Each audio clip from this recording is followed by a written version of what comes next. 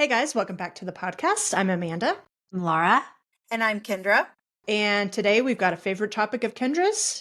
How about you introduce it?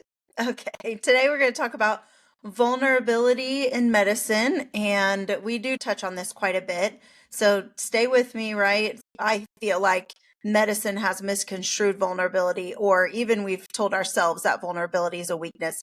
It's actually a superpower because it keeps you in the posture to not go down the shame spiral or not to experience, fear, not to get defensive. It just really protects us against some of the underlying reasons why, maybe a certain patient interaction, a conversation with a consultant, day in, day out, we are asked to step into the arena. And why I love this is because, we've talked several of Brene Brown's books, and she talks about this speech from 1910. It was a Theodore Roosevelt speech called The Man in the Arena. And she talks about it in the way as like, going through life. I mean, he was basically saying the people that mean the most, the opinions I listen to, the things that I consider of integrity and that I would want to be a part of are those people that are actually down in the arena. It's not the Monday morning armchair quarterback, some people call it, or the people standing on the sidelines interrogating you or telling you maybe you should do this or maybe you should feel this way or whatever they're saying. They're on the sidelines doing it, or they're in the crowd. They're not actually getting bloodied with you, getting battered with you. They're not getting dirty. They're not face down in the dirt. That you might feel like you've just been through the fight of your life, or you've just had a week during work where you have battled every single day.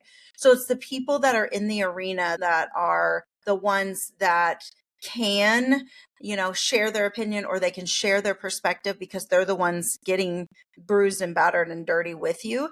And so this is kind of introducing this anecdotal kind of correlation to what is it like to be a physician in the arena? What is it like to show up, be vulnerable, stay curious, not defensive, stay curious, and how it can be our strongest ally.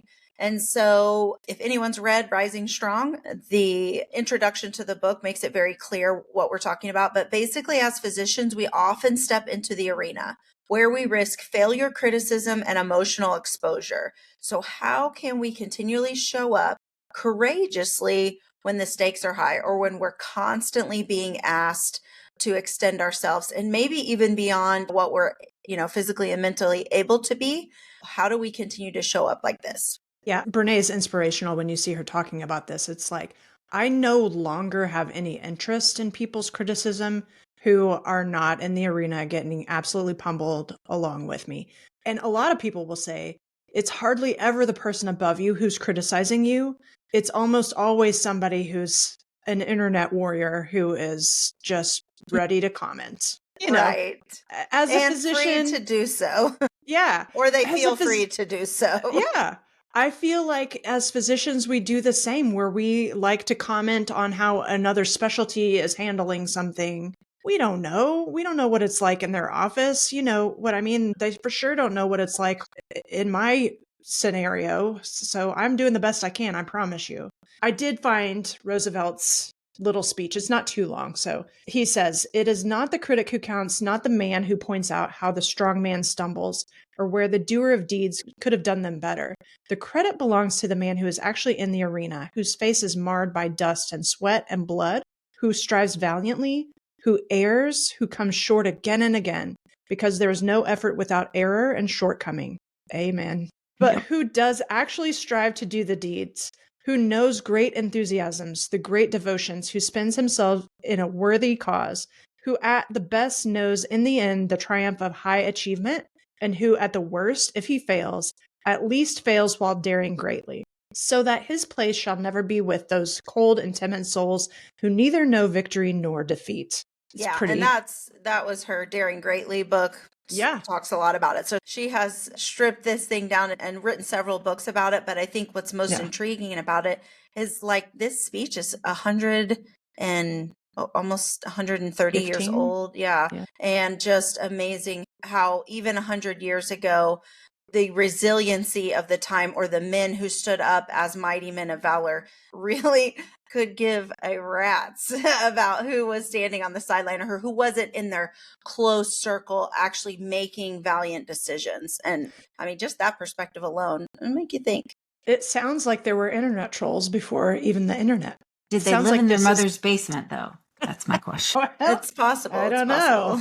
So just to point out that we all step into the arena when we have to make tough calls, when we take on leadership positions, or have to have difficult conversations with patients and colleagues. The fear of judgment from peers, patients, or even ourselves often leads us to shut down rather than staying open. And that's what we're just trying to point out, is that you are the hero in this story. You don't have to worry about what others are thinking because they're not there in the arena with you. It's unfortunate that our medical training many, many times pushes us over into maladaptive perfectionism. And Laura, I think we're going to have to trademark your narcissistic system of abuse applying to medicine. The whole system, the whole hierarchy discourages vulnerability. God forbid you are overwhelmed with 80 different decisions that have to be made at once, and one of them gets botched because you're going to be set up in front of all of your peers and basically publicly humiliated. And so it makes a lot of sense why that happens, but it disconnects with the best version of ourselves. Because of that, we tend to be defensive. We tend to shame ourselves and others. We also tend to emotionally detach. And the goal, I think, of this podcast is to be courageous enough to reconnect with the best parts of ourselves, which are vulnerable. So a key question just to think about as you're driving home or driving into work, but think about the last time that you felt exposed or uncertain in your practice. What was your initial reaction? And did you lean into curiosity or pull away?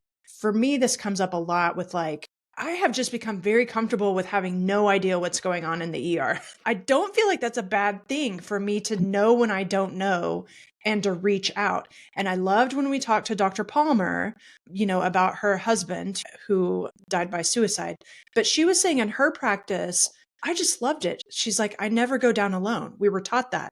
Do not go down alone. Reach out. We're all here. And man, I don't feel like that is very well taught. Maybe I'm wrong about that, but I feel like the opposite is taught. Why don't you know this? Right. And I would say it's probably not the standard, at least. Because when she said that, I was like, yeah, I don't think I was ever told that in residency, much less told even lean into your senior residents that were on service, or even an attending. Don't ask questions. You're just supposed to know. I never even felt like I could even be like, hey, this patient doesn't look too good. I'm not really sure what's going on. Right. And patient's crumpy, but you were even afraid to go to the attending and be like, something ain't right. What if I'm wrong? Yeah. Right. Yeah. What if you're wrong? I mean, that's the thing. Okay, great. Patient's fine. But God, we get really conditioned to not reach out. Yeah. Yeah. No, that we're thrown in the arena like the gladiators. Just one person in there to either survive or get killed. Yeah. That's what it feels like. Yeah. It definitely does. Yeah. And if we don't know something, nobody tells us this explicitly, but definitely the vibe is you better hide that so nobody thinks you're incompetent or an idiot, or, our imposter syndrome flares up. And so sometimes when we're out in that arena, we freak out. If we don't know something, or we feel if we feel that imposter syndrome, or we're having something difficult happen to us, we can kind of get like that deer in the headlights situation where we're actually freaking out, either panicking or super stressing, or many of you are doing this, shaming yourselves and beating up on yourselves. Like, why don't I know this? And I want to offer this to you. We have had podcasts on self-criticism before, and I don't know if we said this specifically, but I'm going to say it now so that maybe you can be a little more dedicated to letting go of that self-critic. It's actually emotionally immature to beat yourself up. It's not the best version of you. It's the less evolved lower brain that is doing that. And there's no virtue in it. And so, it's a default when we are triggered into a fight or flight or freeze or fawn situation. Sometimes that voice comes up, and what do you do? What do you do? So knowing how to ground yourself. And when we talk about grounding, we're talking about helping ourselves notice when we are in a limbic, emotionally immature, lower brain state and pulling ourselves back up into our thinking brain. And here is a great tool for that: curiosity. So now, if we're not practiced in learning to pay attention to what our brain is doing, sometimes it just feels like that's just the way it is and the world is ending and you're the worst doctor ever and you might as well just go home and sit on the couch and eat Cheetos. If we start practicing and noticing the thoughts that we have that are driving us into a sympathetic state and noticing that we can actually change our physiology by doing deep breathing, by paying attention to our surroundings, putting our feet flat on the floor, touching something, smelling something, hearing something, and being curious. Curiosity comes from our cerebral cortex. And so instead of judging ourselves and shaming ourselves, we think, what exactly is going on here? What triggered me? And then what can I learn from this experience? What is the opportunity here for me to learn? And as we're curious, we're open to solutions and not just survival, which we're in a thinking profession. We've got to be able to think straight. And when we're in our limbic system, we can't. So if we're freaking out because we think we don't know how to do something, or somebody's yelling at us, or any number of things that go on a day-to-day basis at work in a medical profession, that's our opportunity to just be curious. Okay, what is it that's going on? What triggered me? And why do I feel unsafe right now? And what can I learn here? So here's some real world application. So if you think about, say, if you're an emergency physician or a hospitalist and you have a code either that comes in through the ambulance bay or that happens on the floor, and you go in the room and people are shouting and your brain tries to dive down into the limbic system and you feel like you're freaking out. It's not going to be helpful there to be like, oh, you're such an idiot. Like, you should know all this stuff. Like, why after doing this for so many years, does this still rile you up? It riles just about everybody up. It's life and death, and it's normal for that to rile you up. However, our emotionally mature selves are able to regulate ourselves, get ourselves calm enough to be able to think straight, get the job done. So some other examples would be, we can get pretty upset sometimes either at other doctors, at patients' family members. And sometimes that happens without us even realizing what's going on. This actually happened to me not too long ago. It's pretty rare at this point, but I had a full amygdala hijack a couple of months ago when, it's the middle of winter. I'm working in a pediatric ER. The wait times are crazy because everyone is coming in with all the 9 different respiratory viruses that are going around. And this dad starts, like, I had just seen them. I explained what workup we're going to do. And they had probably waited an hour and a half at that point. So not even that long, in ER terms. And I leave the room probably 5-10 minutes later. The nurse comes down and tells me that this dad is just berating her, that they have been there so long. My therapist tells me I have very strong protectors and one came out. And I went in there and I was like, what is wrong with you? Like, can't you see that this nurse is trying to take care of your child, that we are all doing the best we can? Anyway, and it was so interesting because in years past, I might have come back to the desk and just been like, rah, rah, that dad.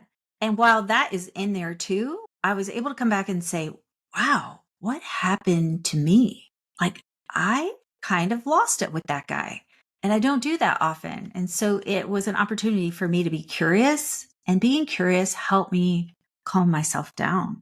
Think about how I really want to be in the face of those situations. And hopefully next time that happens, I'll be able to go in a more regulated state and not be taken aback and not be taken over by my amygdala. Who knows? No guarantees. But so here's the invitation to you, listener.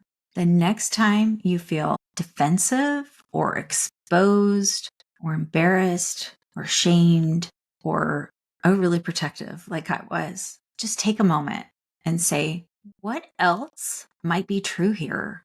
Is there another way to see the situation? How can I stay open and make sure I'm getting all the information I need rather than shutting down and losing the opportunity to connect and to grow myself? I think that's a good point. I think, one of the things that I've kind of learned how to do is sometimes I can't think of all of that right away. So one of the things I really related to Brene Brown, and I think it was Daring Greatly, she's like, before I freak out, I just pause 1 second and be like, do I have enough information to freak out right now? like, should I pull the trigger? And so that's what I think of in my brain. I'm just quick to be like, I mean, I know what it feels like when I'm getting ready to go to level 20. And so as soon as I feel it, I'm like, is this a good time to pull the trigger or something to that effect? Like, do I have all the information I need to really go full throttle here? Or should I maybe get a little more information? And I'll tell you, like, since I've been more aware of that, just even asking that, like, should I go, full psycho here, or should I get some more information? And typically I can ask maybe 1 or 2 questions, or go to that nurse or that patient or that whatever, and just ask 1 or 2 more clarifying questions and kind of get the information I need. Because, like, it's amazing when we're hearing something from somebody, if they're telling you the story and they're at level 10, or you feel like, especially I think women do this a lot, we're kind of feelers. We feel the angst or the intensity of a story that someone's telling us, even though they're just giving us information. If it's a very intense situation or they have felt something, it's very easy for us to pick up on that and can easily like supercharge us as well.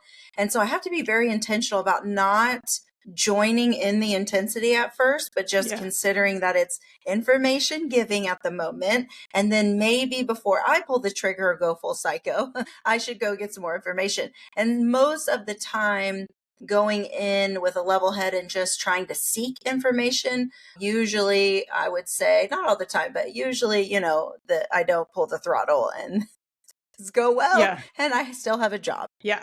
The other thing too is you could turn the curiosity outward and be like, maybe he was under the impression that there was no wait today, or his doctor said that he would be seen right away, because sometimes it seems like, actually, as I recall, it was one of those situations where they came in and in triage, the kid, like the complaint was abdominal pain, and kid was completely non-tender.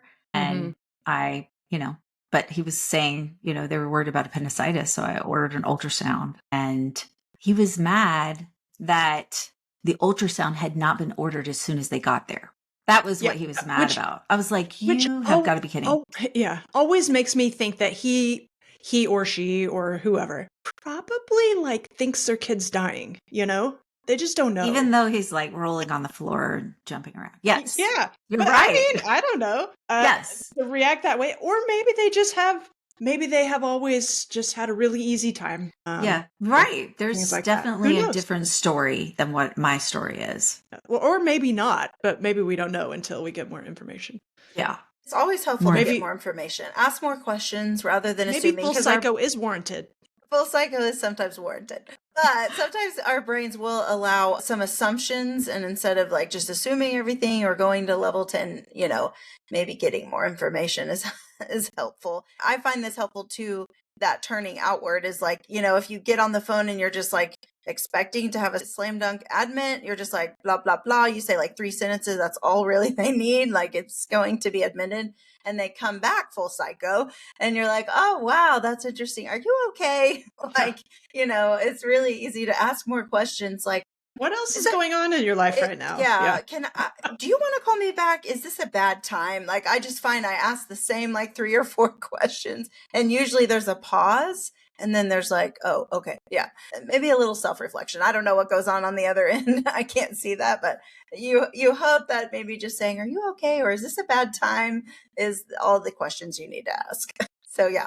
So, anyways, hopefully this has kind of given you some reassurance that being vulnerable in medicine, meaning staying open, staying curious, we've given you a few actionable tips, but also just some things to think about, that it absolutely is a part of medicine. If you recall, especially those that work in acute care or critical care, this is sometimes the worst day of a patient's life. And I would say most of the time, their defensiveness or anger or anything that they may be coming at you with is really the fear is undermining all that. They've never been to the hospital before, or they've never experienced something like this. Or they call a friend before they decide to pull the trigger and come to the hospital. And the friend's like, oh, yeah, my mom had that and she died, or something like that, right? Yeah. So we don't know where they're getting their information. Dr. Google, right? Everything is accessible. And so they may get pieces of information that only feeds their fear. And so when they come in, they are also resisting being vulnerable. And so it can really lead to a very detached communication, a very detached experience, because now both of you, me as a physician and the patient, are detaching because we're self-preservating and we're like not wanting to engage in the full psycho. I love in Daring Greatly, Brene Brown, she uses that a lot, talking in leadership styles. And it's very easy as a leader to really, take on a little bit more about whatever situation you lead. So whether it's an ER or a private physician group or whatever, you really want to take on the problems as like your problems. And actually it's just the way that shop is run or whatever. And I think it's also easy to be like, yeah, we can fix everything, but asking a few more questions and really getting to the bottom of whatever your team is bringing to the table. Sometimes, it's not really a fix, but maybe someone just needs to be heard. And so just staying curious, not trying to take it on as something that as a leader that you need to necessarily be responsible. But once you ask more questions, you stay curious and get more information. Usually, sometimes it works itself out. And Brene talks about, she gives several examples in Daring Greatly, how leaders did this. And just also being aware that sometimes if you're not able to show up your best self to the work day, to a shift, or to wherever you work, that can also influence how you're going to receive information and take care of patients. So we always talk about, how do you prepare yourself every day to come to work and be able to even stay curious, a curious mindset, but also a courageous mindset, and be able to be courage. So what do you need, right? And so we talk about that a lot, and making sure that you're getting everything that you need to show up your best self. So curiosity is the antidote to fear. It helps us learn rather than shut down. And so next time when you're in what we have described as a quote, arena moment, pause for a minute. Pause to see what the situation is bringing about. Is it making you feel a certain way? Is it making some thoughts come about? Are you jumping to conclusions? Are you assuming some situation? And what information do you need? What questions do you need to ask, maybe to get some more information? Or do you just need to take a minute? Do you need to do what Laura said and just breathe to get out of the amygdala hijacking your limbic system and get back into your thinking brain so that you can make some real good, some educated decisions?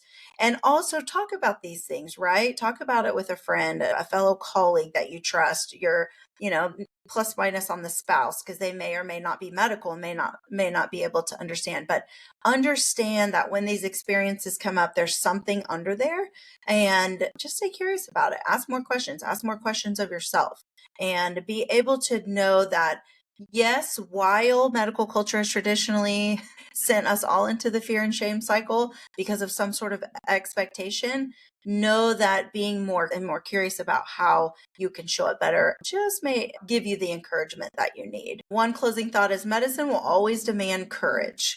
Vulnerability is a part of that courage. So let's choose curiosity to keep us engaged, learning, and growing, both for ourselves and for our patients. So, if anything that you enjoyed in this podcast that has helped you, we are always requesting for you to rate and review us, leave a comment, email us, send us a note at podcast@thewholephysician.com. We love to hear from you. We love to engage with you. And we also want to tell you about a free video called How to Crush Physician Burnout for Good Without Cutting Back Hours, Quitting Medicine, or Sucking It Up in Silence. Just scroll down in the show notes and click the link today. So until next time, you are whole, you are a gift to medicine, and the work you do matters.